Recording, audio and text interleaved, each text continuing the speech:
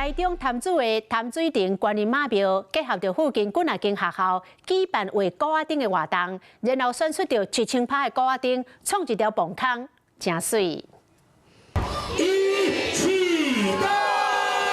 潭水亭观音妈庙即一天启动高仔灯棚空，有真侪间学校的囡仔为高仔灯创作。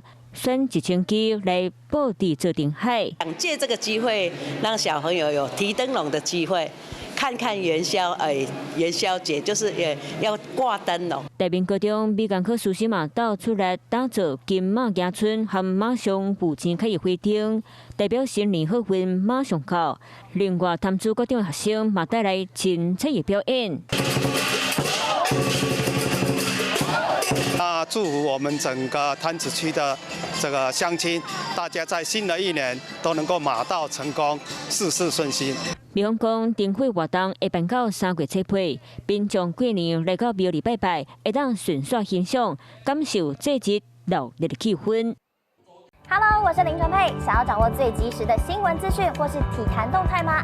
赶快按赞、订阅、开启小铃铛，锁定华视新闻的 YouTube 频道。